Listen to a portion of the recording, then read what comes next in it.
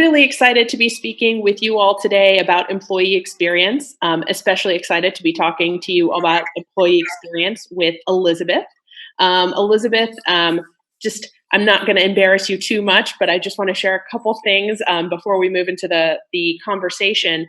Elizabeth's taken her years of business experience and acumen and combined that with an advanced psychology degree to really become this advisor to business leaders who are looking to make some pretty big changes in their companies.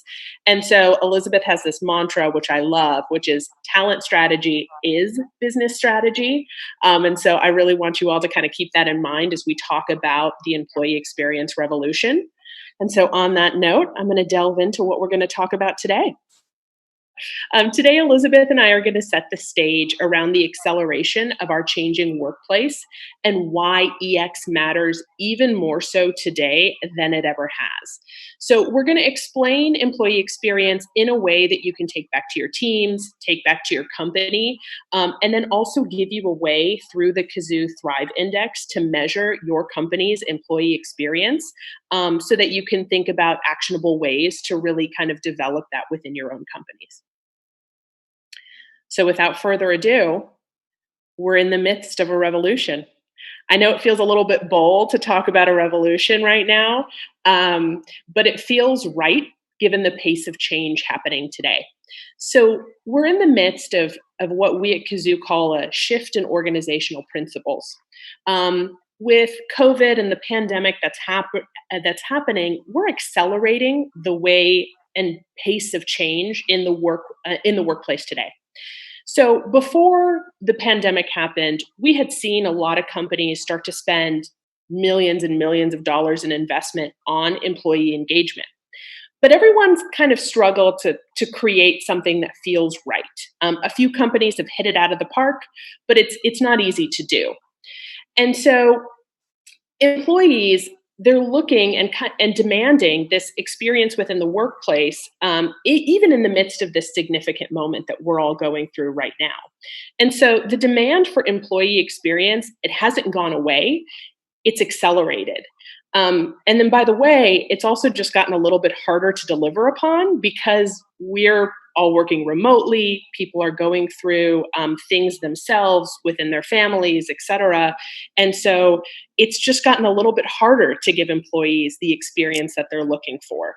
And so before I go a little bit further, I want to set the stage and talk a little bit about the shift in organizational principles that I was just talking about.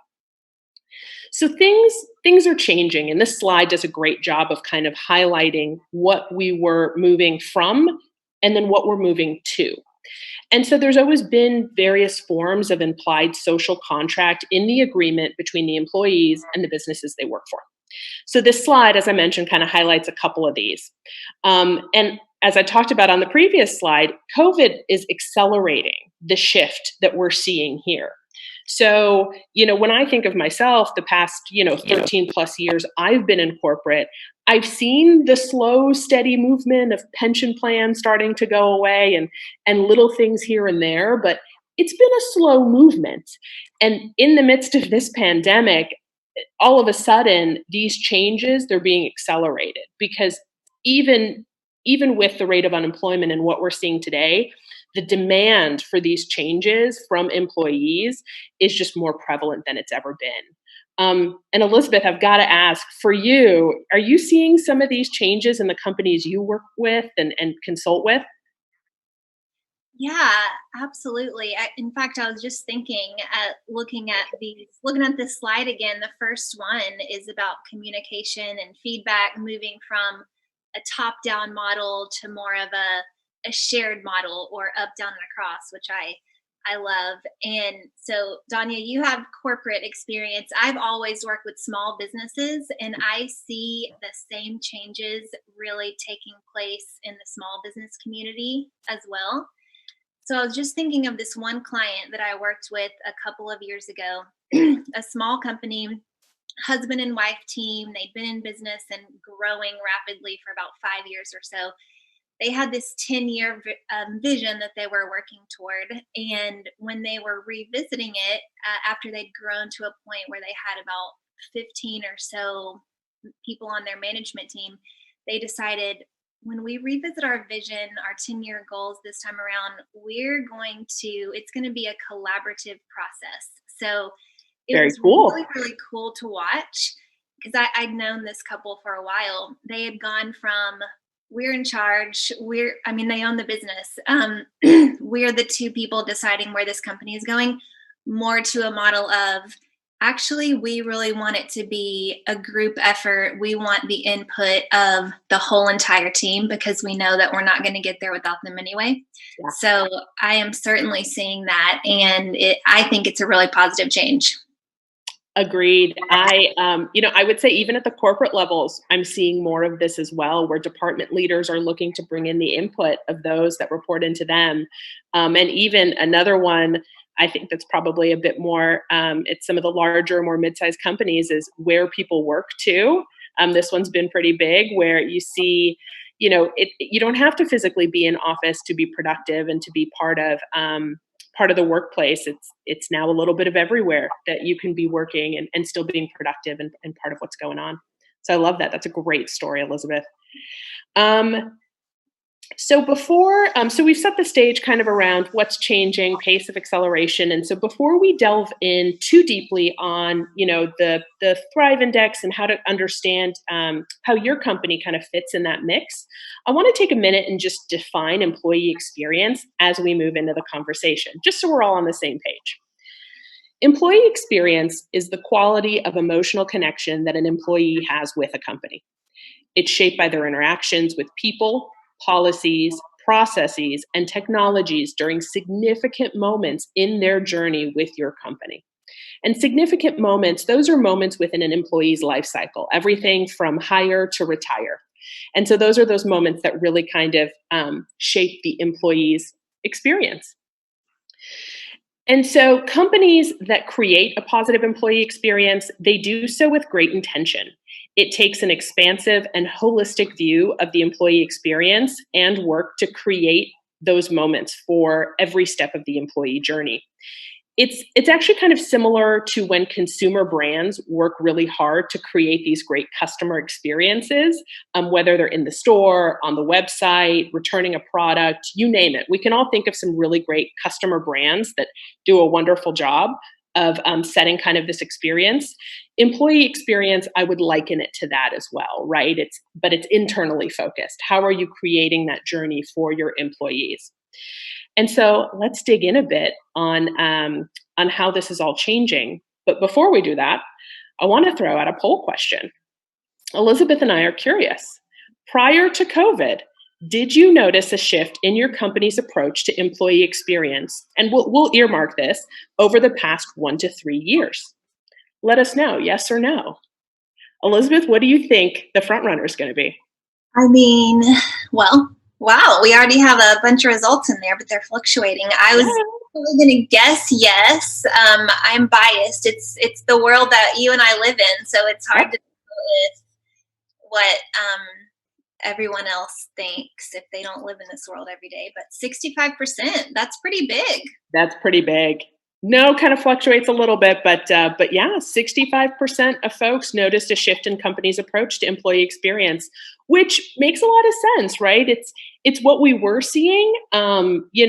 Employees were demanding and looking for more out of their workplace, and now we're just seeing, as we were talking about, just this acceleration of that demand, right? They want it now, faster, and probably remotely. So a whole new level. Yeah. Whether or not we want remote work, we have it right now. I love that. You're spot on. It didn't matter if you wanted it, but it's here. We got it. Oh, it looks like we're landing at 73%. So that's a big yes. People have noticed a shift. That's great. Well, let's jump into the Thrive Index. Are we ready for that? We are ready. Great. So I'm also really happy to be here today and talking to Danya and everybody. I've had the pleasure of working with Kazoo for the past few months on this Thrive Index that we are going to be talking about.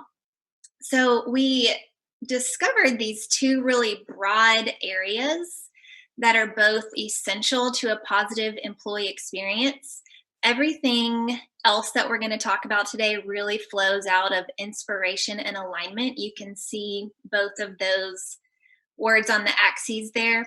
So let's start with defining what both of those mean. Inspiration is really the desire to achieve at your highest level. So you want to go after something really big. You feel inspired to do something. When people feel inspired at work, they usually find meaning in their work. They feel appreciated and recognized for what they do. They feel psychologically safe.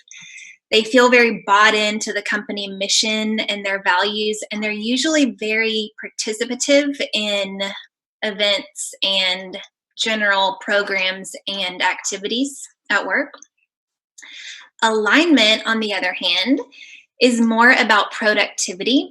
So when I think of alignment, I think of a well-oiled machine. Everything is coordinated and organized, and people are just working toward the same goal day in and day out. You see a lot of consistency. You see goals being met, things getting accomplished. So when a company is aligned, employees feel connected to each other. It's easy to collaborate even across different departments and teams. Communication flows pretty freely. Leaders and peers exchange feedback with each other on job performance. And then people also feel equipped to do their job. That's one of the most important parts of it. You feel equipped because you have the tools that you need, you have the technology in place to do things you need to do, you have the right systems set up to do your job well, and that feels really good.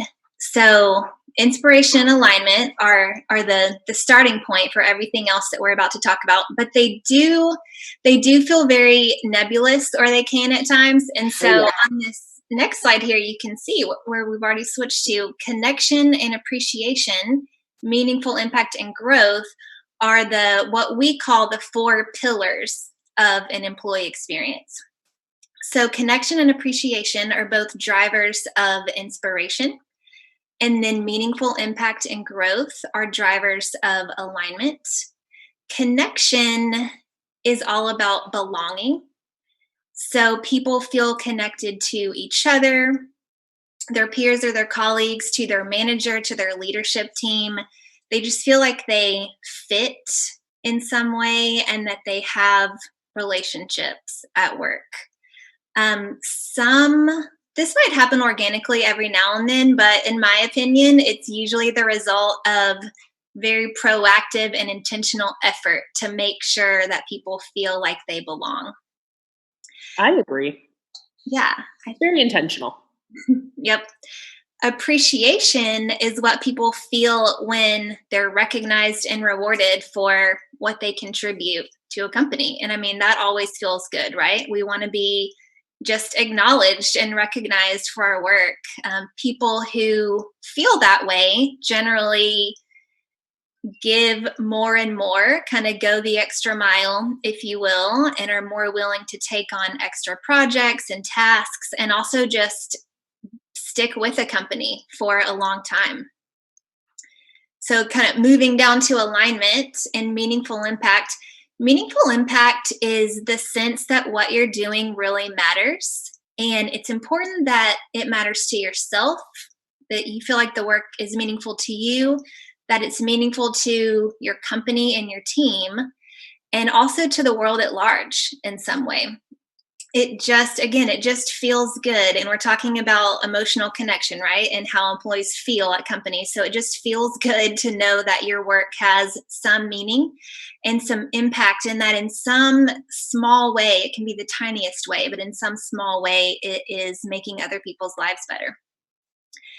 And then finally, growth. This is all about learning opportunities.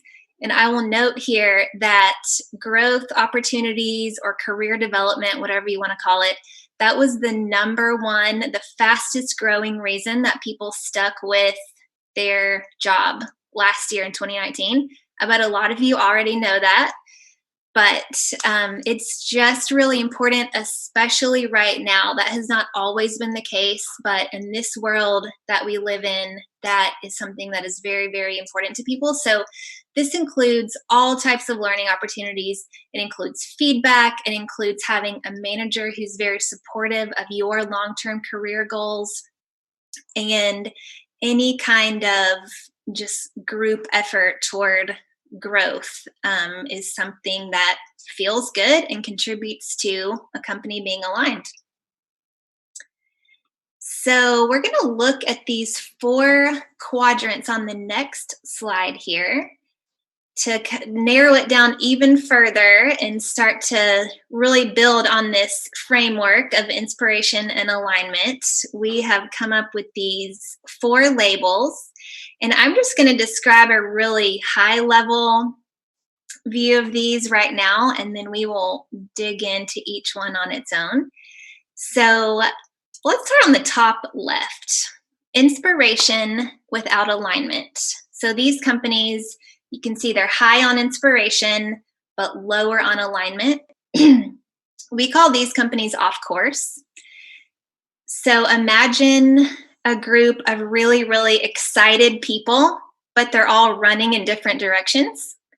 That is a picture of a company that is off course. So it's great that people feel inspired, but without the alignment for people to move forward collaboratively, there are going to be some problems. Next, the inverse of that, so on the bottom right, we call the bare minimum, which is alignment without inspiration. So a company that falls into that quadrant, it can feel a lot like prioritizing company goals over people's well-being.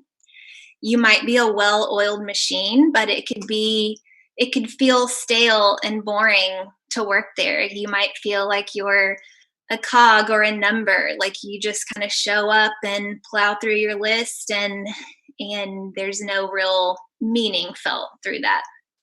So that's the bare minimum. We all want to end up in the top right in thriving, and the good news is I think we can. It takes some work and intentionality, but I think we can end up there. And then finally, the bottom left would be surviving. So your company is low on inspiration, low on alignment, which causes problems with people feeling connected and appreciated, and also finding meaning and growth opportunities, and can be a pretty dangerous place to find yourself. But there are also some very specific ways we're going to talk about to move toward thriving. So we're going to dig into those a little deeper, but let's do another poll first.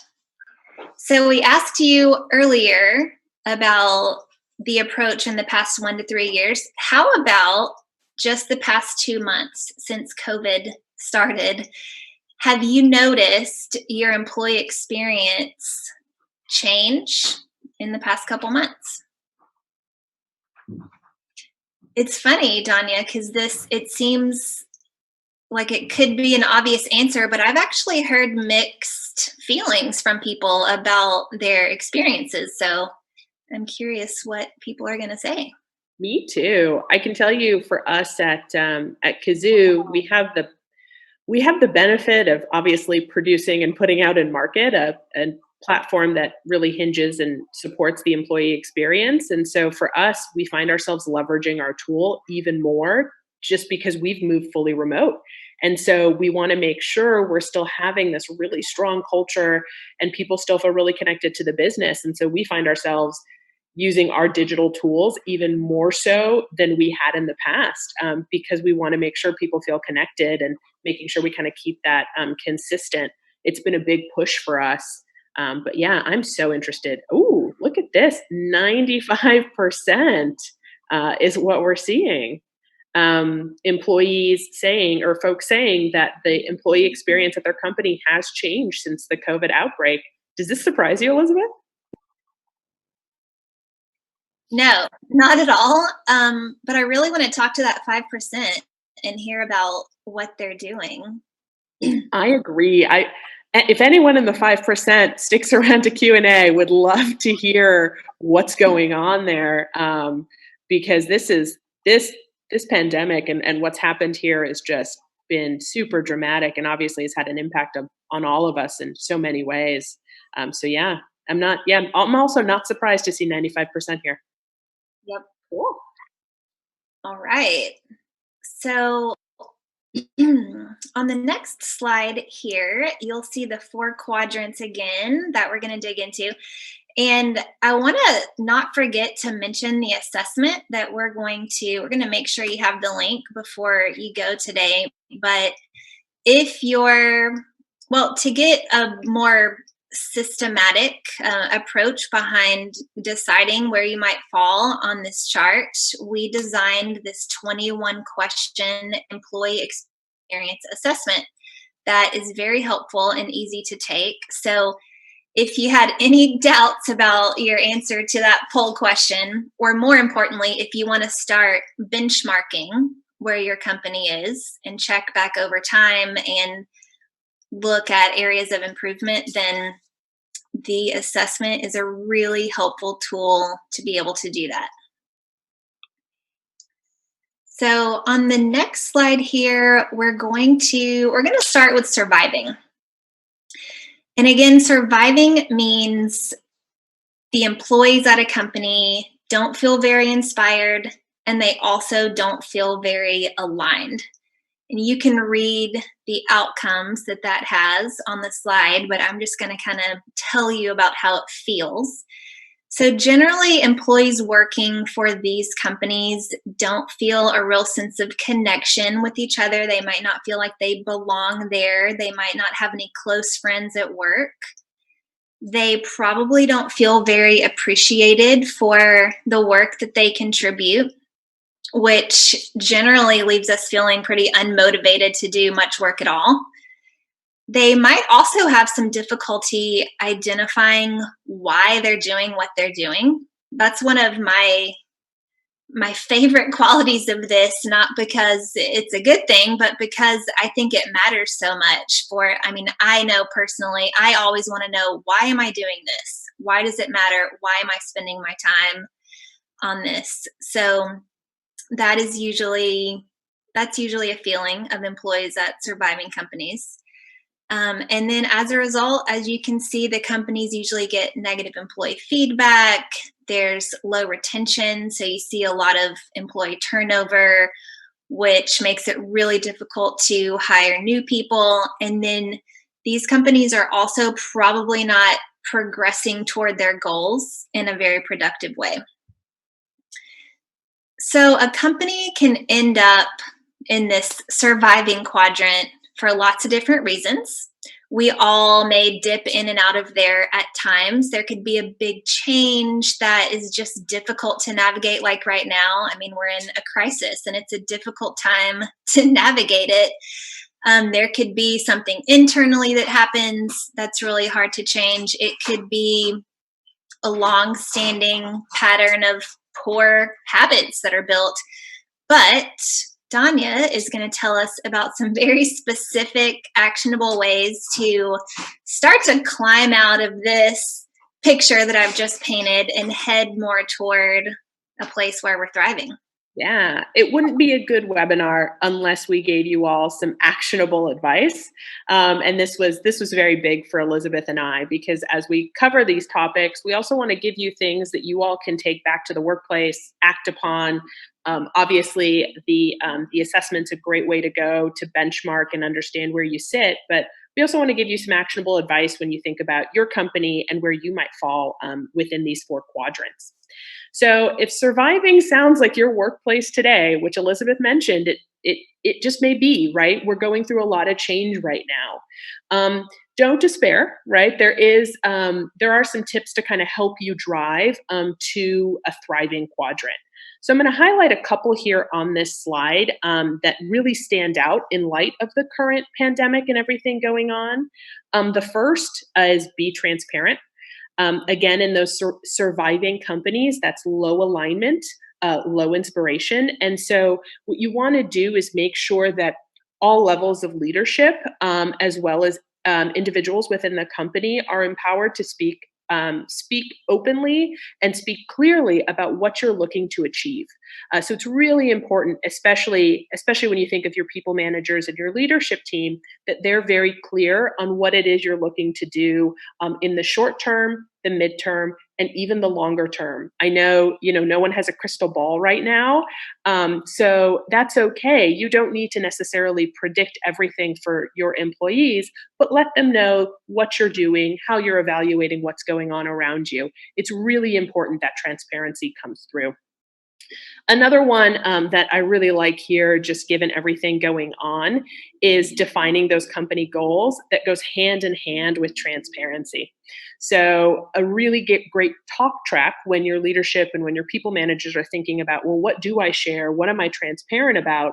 A great place to start are your company goals. Where are you headed in the short term, the next, and you can define short, mid, and long term as your company wishes, but where are you headed, shorter term, midterm? What are those company goals? And then how are you tracking how you hit those goals and when you hit those goals? So it's a really important one that just goes hand in hand with transparency. And then the other one I'd leverage here and talk about a little bit, and the two go hand in hand, is leveraging technology and boosting your communication. So make sure that you've taken inventory of all the technology you have at your fingertips within a company. I know a lot of businesses are now realizing that they had different aspects to some technology subscriptions, things like that they didn't even know they had. Make sure you've got an inventory of those tools and you're using those to communicate to your employees and your various teams, just making sure that they're aware of what's going on around them and making sure you're over communicating at this point. I had a great leader tell me at one point the average person needs to hear something about 7 times before it can really stick. So at this point, I would encourage everyone to make sure that they're communicating more than they may necessarily feel comfortable. Great, thank you. Thank you. Next quadrant. Next quadrant, off course. And remember, everybody, if you think of any questions as we're talking, then jot those down because we're going to have a Q&A at the end. So off course, remember I mentioned earlier, that describes a company where people, excuse me, feel very excited to be doing what they're doing, but they're not on the same page. They might be moving in different directions. Another analogy, because we talk about having the right people in the right seats a lot, this would be like having the right people, but they're all on a different bus. Like things are not as well organized and connected as it takes to make progress on your goals. So you can read those bullet points for the outcomes that those types of things result in, but I'll just kind of describe it. An off-course company, usually people are happy. They might feel like they have close friends at work. They might be very friendly with peers and even their managers. They might feel appreciated, which are all great things. So again, they feel inspired, but the day-to-day work is not aligned with the overall business mission and direction. And people notice. It's really hard not to feel frustrated and feel like you're just spinning your wheels if you want to do a good job, but feel like you're not able to because you don't have the right tools, the right systems in place, the right communication processes in place to really be able to make things happen. So, unfortunately, without a clear organizational path forward, employees at companies like this might just, again, feel like they're spinning their wheels and eventually burn out because they're so excited to be a part of the team, but they're not getting that energy back. And so that often leads to burnout, and the burnout is what can lead to the weak bonds, the inconsistent standards, and ultimately high employee turnover. So, what do we do about this, Danya? What do we recommend for companies who are off course? This is great actionable advice that we've got here, by the way, Elizabeth. I don't know about you, but I've definitely worked at those companies where I've been so inspired. And then I look at my career a little bit later and I'm like, why do I feel so burnt out? Why do I want to leave? Why am I job hunting? Right. And it's, you're tired. You were so inspired, but you don't necessarily understand what impact your work has. And so, some really great targets and advice that we would offer you all is, again, mimicking a little bit of that surviving, which is setting clear goals. Because, again, these companies that fall in this quadrant, they're struggling to drive that alignment. So, making sure you are setting goals, you're being intentional about what you're sharing with the company around what goals perhaps the CEO has, the leadership team has, the department leaders, the people managers, and what goals you would encourage your own team to have when it comes to development. And just making sure those are clear and they have actionable points of achievement as well. And you're tracking those and talking to those. Leveraging technology is another really big one.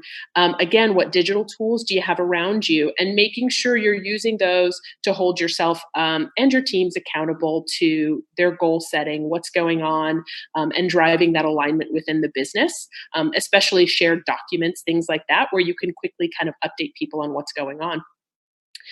And then the other two, bullet 3 and bullet 4 just really go hand in hand, which is growth opportunities and professional development.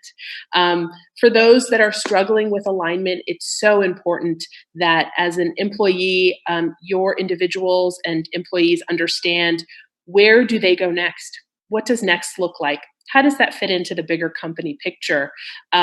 It's so key for employees these days to really feel connected to what's going on around them.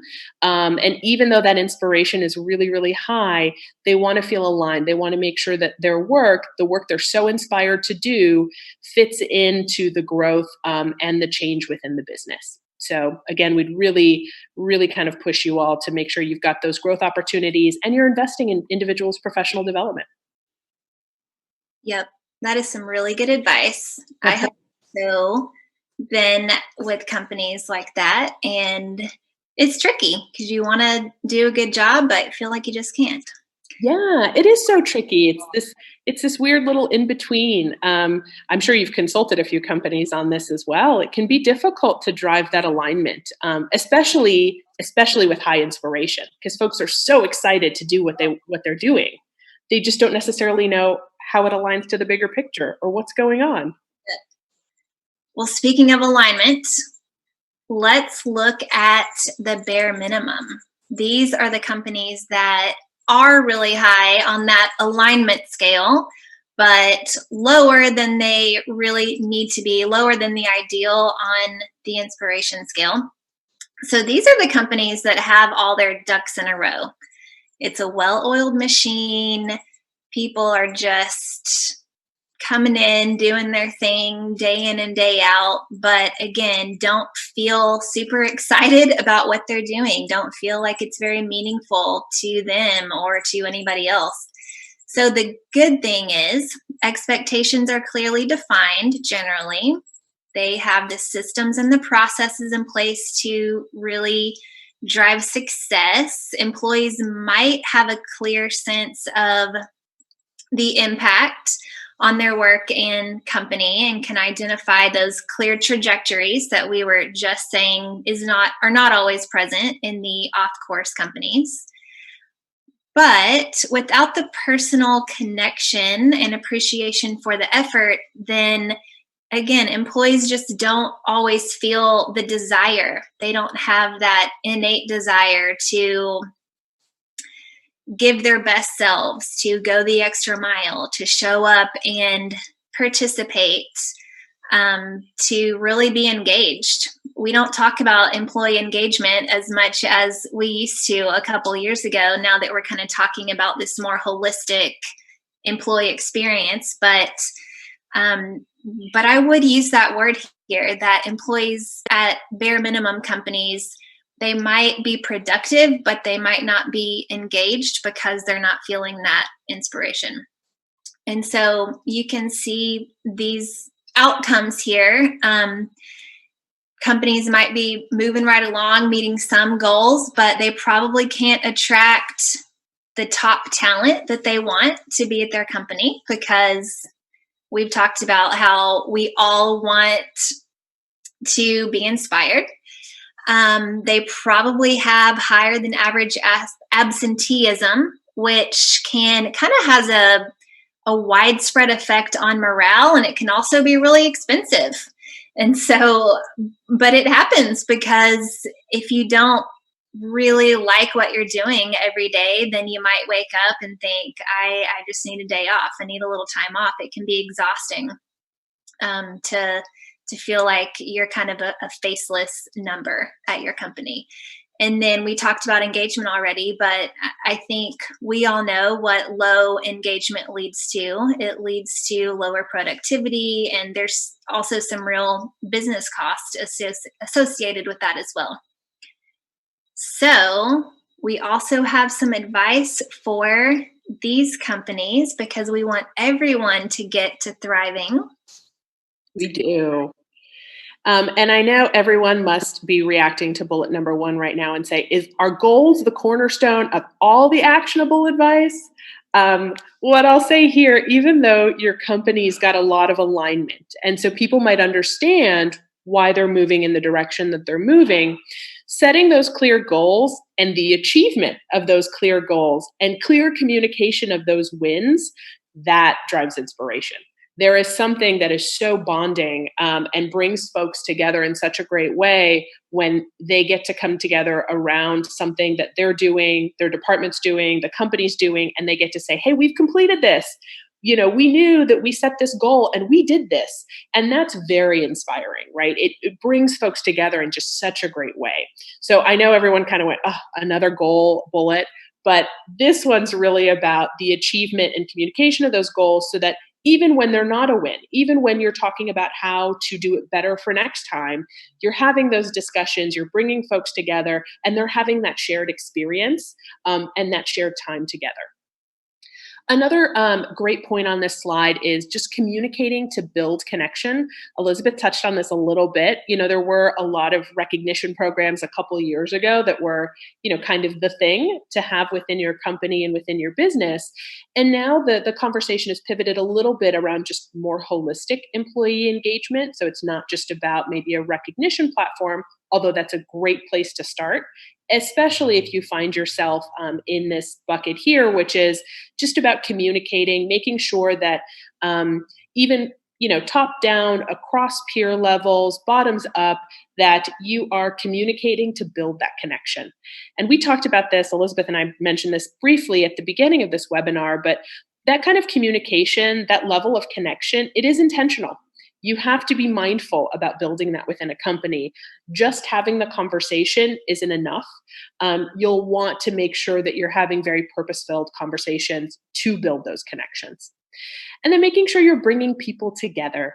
Again, we talked about goals being a great way to do that, right? Whether it's a goal that's a win or a goal that maybe didn't pan out so well, bringing folks together to talk about those, sharing those successes, and even sharing those failures and talking about how to improve for next time.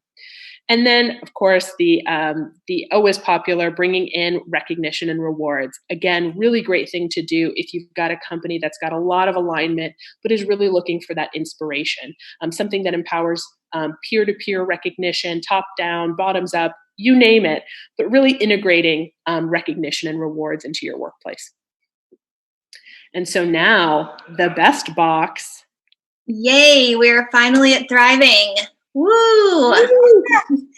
So thriving organizations are crushing it when it comes to employee experience. And we're going to sound like a broken record now, but they're doing so because they're really working toward it. They are being proactive. They're being intentional. They're showing up to webinars like this to learn what's new and to be reminded of what's important and get feedback and ideas from other people who also really care about employee experience. So I'll say, this is the last time I'll say it, just one more time, but getting to thriving is it's not somewhere you get and you stay and you're like, yay, we're here. We don't have to think about this anymore. It's a great place to be, and it does feel good, work can actually feel easier than it feels in any of the other quadrants. It can feel more fun. But if you're a leader, especially an HR leader, then it is still so important to just continually be working for more and more improvement here. So let's talk about more about how it feels like to work for a thriving company. So inspiration and alignment are both high. These companies, so leadership is usually really, really connected to employees from all over the company. Um, in, in turn, employees are very connected to company values. They are collaborating, they're communicating really easily with each other, even across different teams, maybe in different departments. There is frequent feedback exchanged, which always improves performance. And again, people feel appreciated because they're getting recognition for the work that they're contributing to the company. And all of this really just snowballs when people feel good. So they do a really good job and they get recognition for that. And then they feel good again. And then they get recognition for that again because they're doing such a good job. So it really, things have a way of compounding and really building over time when there's a focused effort on creating a thriving workplace. So if you feel like you work in a thriving company, then you should be very proud of that. And also, Danya will point out some areas to pay close attention to just to make sure that you are being diligent about that continual improvement. Yeah, believe it or not, you don't get to rest on your laurels even when you find yourself at thriving. And I think for many of us, again, we've all experienced this firsthand with the pandemic and everything that's gone on around us, where maybe your company wasn't thriving, but you weren't quite prepared for the quick shift to remote work or everything that kind of came with that. And so to stay at thriving and to really make sure your company, can kind of keep its top corner box, we've got some actionable advice here for you, but again, really intentional to kind of continue to develop yourselves within that thriving quadrant. And so for us, it's really about adapting to change early. So making sure you're staying on top of your people, their trends, what's going on. Surveys are always a really great way to do this. Understanding kind of the pulse of your employees, what's happening there. Finding program efficiencies, just making sure that you're not resting on your laurels. You might have implemented something pretty cutting edge last year, but trends have changed, times have changed. What employees want is continuing to accelerate. And so making sure you're finding that opportunity to bring programs, bring various things together, and you're monitoring the engagement of your employees on these various systems, platforms, you name it, whatever you've got out there for individuals to feel connected and to really kind of harness and develop your employee experience, that you're making sure you're keeping a pulse on their engagement. And moreover, that you're not neglecting your talent pipeline. Just because somebody is satisfied 1 year and they're doing well, it doesn't mean you get to take them for granted, and it doesn't mean you get to take a department or you name it for granted. It's really, again, about that continual development, improvement, coaching. You're really looking to make sure that you keep people in that thriving quadrant and keeping them engaged. And so, on that note, as we've gone through these 4 quadrants, we have to ask, where do you think your company lands on the Kazoo Thrive Index? Elizabeth, where do you think our folks are going to say that most of them land? I was just thinking, for this one, I have no idea. For the last 2, I felt I kind of had some expectations for the poll answers, but I don't know. I don't know.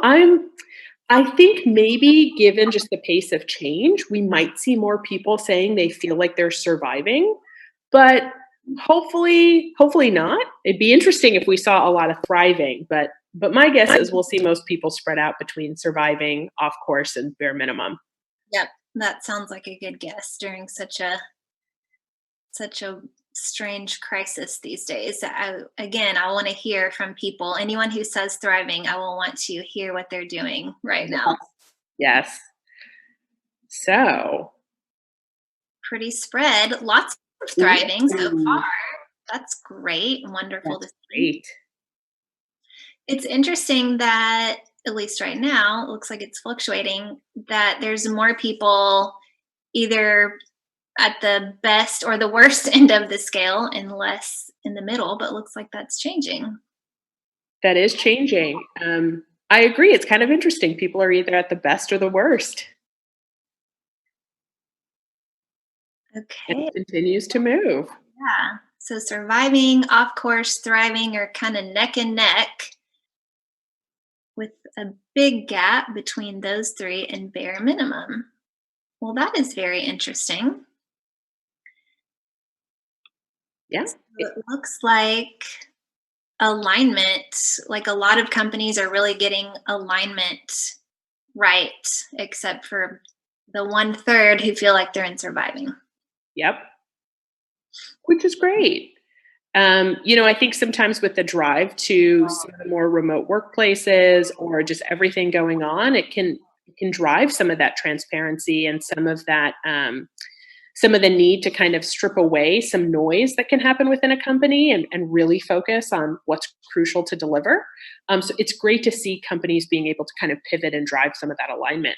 Hmm. I agree.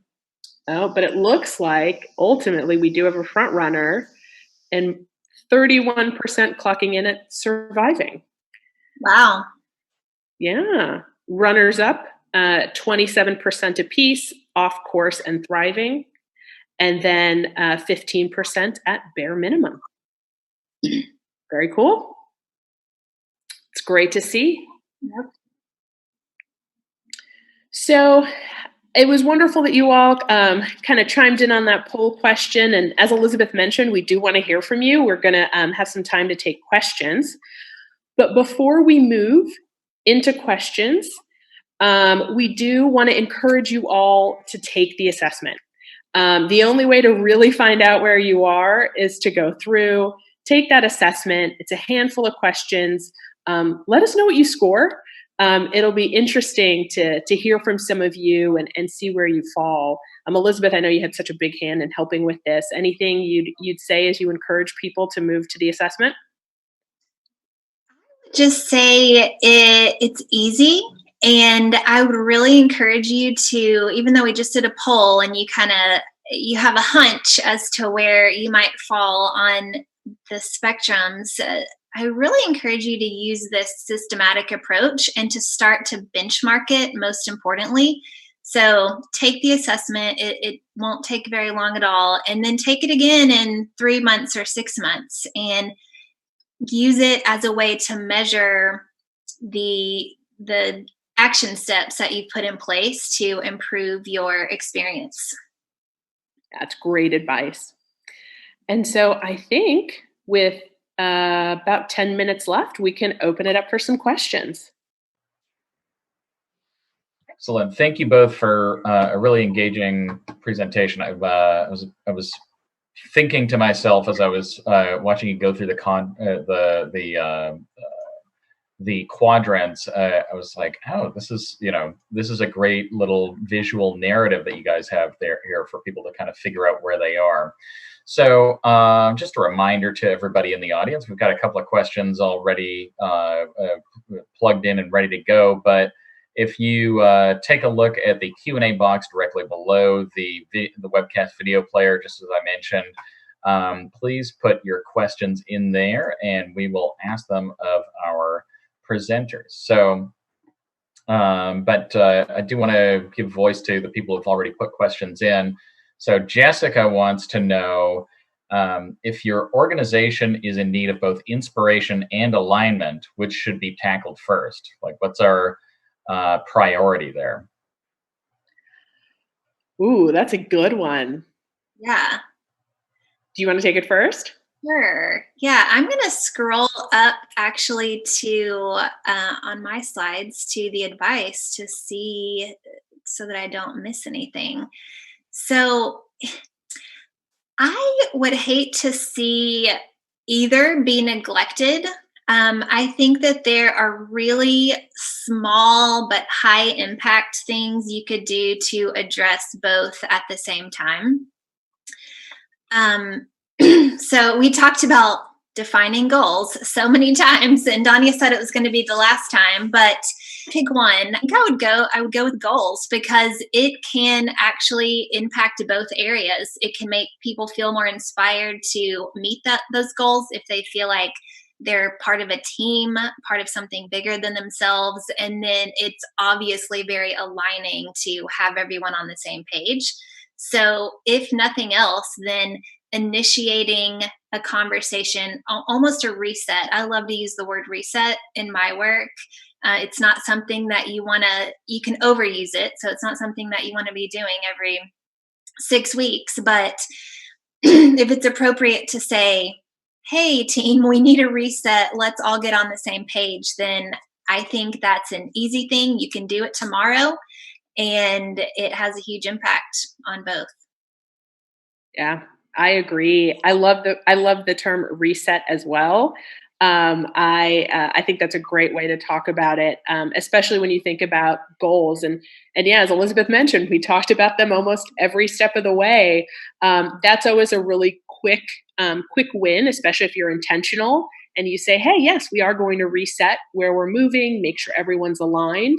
And then the only thing I'd add to that is making sure you're celebrating or debriefing, right? Again, not every goal is a win, and that's okay, but making sure you are taking the time to talk about these goals, talk about attainment of the goals, celebrate those, whether it's through a recognition platform or, however you choose to set that up on the back end, but making sure you set those goals and then you're celebrating those wins, talking about where those misses might have happened. And I think that can be a really nice, quick way to drive inspiration and alignment. So totally agree with Elizabeth there. And I'll add one more thing, because sometimes defining goals can feel very daunting if it's not something that already exists. If your company doesn't have a habit of meeting goals or even setting goals already. Yeah. And if you work in a big company, that can just feel very, very intimidating. So a couple of things. One, this might sound a little funny, but one of your goals can be to define your goals with your team. I love that. Kind of meta, but you have to break it down into small attainable steps. And so it's possible to say, we're going to take 30 days. We need however many meetings or times together, and we're really going to hash out these 3 things that we want to accomplish in the next quarter. Let's make it as simple as possible.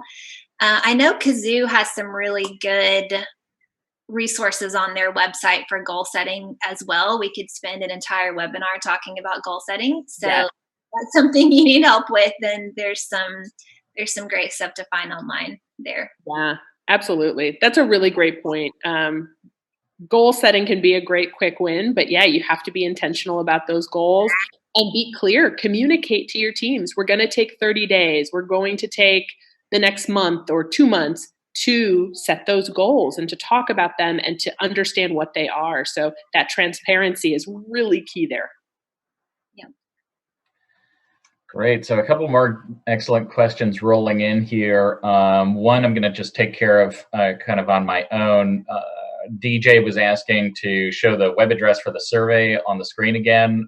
We did reply in the chat, so you can see it directly there. Also, these slides are available for download, so you can find the webcast or you can find the link there. And I wouldn't be surprised if you were hearing from Kazoo and maybe getting a link to that survey as well. So anyways, lots of ways to find it there, and we do want everybody to take that to find out where they fall in the quadrant. Another one comes in from Meredith, and she wants to know, what are some survey topics that would do a good job of capturing employee experience across the organization? It's a really good question. Excuse me. First of all, I like to keep surveys simple. I wouldn't send out a 50-question survey, especially not right now. Those can be appropriate sometimes, but people are exhausted right now. So I wouldn't do that right now. Personally, and Danya, I'm curious to hear what you like to use, but I really like to use Gallup's. It's called the Q12. It's 12 questions, and they're scientifically backed to be. They're testing researched drivers of engagement. So that's a really good one. You can just Google Gallup Q12, and it's a great 12 question survey to send out to people, and also use that as a benchmark. Yeah, Gallup's a great one. For us, I've used a variety of tools. Here at Kazoo, we do use our own tool to put the pulse survey questions out there. And so what we choose to kind of survey our employees on, we look at a couple key themes. It's actually very similar to the Gallup survey, a couple, and I believe it's 8 in total, key questions where we look to understand an employee's connection to the work that they're doing, the overall company vision, their peers, and then a couple ancillary in between to really just understand where folks are feeling dialed into what the business is doing, what's going on around them, how satisfied are they feeling with their work, as well as their own career progression. So a lot of some of the key themes you saw within this presentation. So we'll put that out. But as Elizabeth mentioned, we do keep it pretty simple. It's really a small handful of questions. We're very intentional about when we send the survey out. We personally have built up our muscle where we do send it out about midway through every quarter. And we do that because we're actually very passionate about acting on the advice that comes out of the survey. So we want to make sure we ask a couple good high-level questions, and we use that to facilitate discussion amongst the departments, making sure that folks are being able to kind of share with us where they're feeling disconnected at the department and at the people manager level. Wonderful. Yeah, I think these are some really great comments here. Another one I want to make sure we get to is from Andre from the Bahamas. Andre wants to know, if you're a mid-sized company with more of a top-down management system, what's the best way to influence change towards functioning in the thriving quadrant? Another good question. Danya, I'm curious, since you have so much corporate experience, and I generally work with really small businesses. What do you think?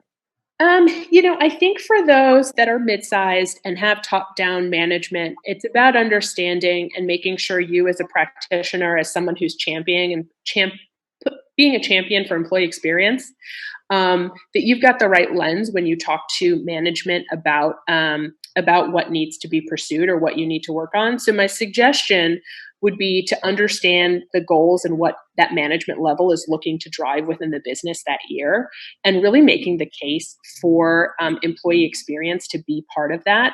And so I actually think and I know this slide deck will come your way, take some of that actionable advice and maybe perhaps where you fall on the assessment, and use that as leverage to have the conversation and talk to your management level about employee experience and some of the real tangible benefits that can come out of it. You can unlock discretionary energy, productivity. There's a whole new level that comes out of employees that are really feeling engaged, connected, and that are part of that thriving part of the quadrant. So that would be my advice to you, is really understanding the lens that management level is looking at when they're looking at the employee base, and then making the case, building the case using their lens for that employee experience and what that should look like. Elizabeth, anything you'd add on there? I think you just about covered it. That's really good. Awesome.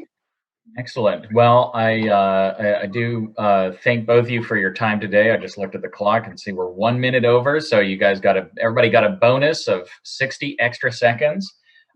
Just so you know, we did capture all the Q&A. So I will make sure that our presenters get to see it, even if we didn't get to your question. So once again, I want to thank everybody for attending the webcast today, and a reminder to all of you, if you're looking for, this webcast has been approved for HRCI and SHRM credit.